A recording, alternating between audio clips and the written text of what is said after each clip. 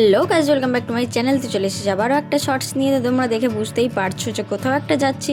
তো কোথায় যাচ্ছি? তো আমাদের এখানে হয় বাসন্তী পুজো, যেটা হচ্ছে মানে আমাদের যে দুর্গা পুজোটা হয় সেটা তো অকাল বোধনের জন্য হয়, কিন্তু এই বাসন্তী পুজোটাই আসল পুজো।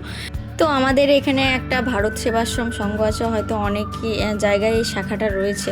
তো এখানেই হয় বাসন্তী পুজো। তো এইটা ছিল বাসন্তী পুজোর দ্বিতীয় দিন, মানে ষষ্ঠীটা হচ্ছে প্রথম দিন, দ্বিতীয় দিন হচ্ছে সপ্তমী। তো সপ্তমীতে আমরা সবাই মিলে গিয়েছিলাম ঝাঁক ভর্তি করে।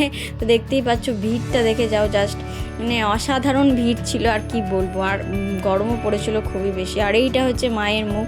তো দেখতেই পাচ্ছ, মা তার সন্তানদের নিয়ে চলে এসেছে এই ধরাধামে। তো আমি একটু মন ভরে প্রণাম করে নিলাম। আর এখানেই হচ্ছিল অনুষ্ঠান, বিভিন্ন রকম সাংস্কৃতিক অনুষ্ঠান হচ্ছিল।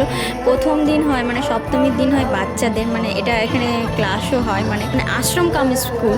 তো দেখতেই পাচ্ছ, আমরা এই ভিড়ের মাঝে একটু নিজেকে দেখানোর জায়গা পেয়েছিলাম। তো দেখতেই পাচ্ছ, তারপরে এখানে এটা কোন নাটক চলছে তোমরা নিজে আমাকে কমেন্টে অবশ্যই জানাও।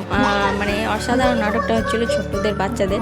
তো তারপরে দেখতেই পাচ্ছ এখানে, তোমরা দেখে নিশ্চয়ই প্রথমের যে মেন ক্যারেক্টার, তাকে দেখেই বুঝতে পারছো যে কী হতে পারে। আর আমি এখানে একটু টাইম ল্যাপস ভিডিও করেছিলাম।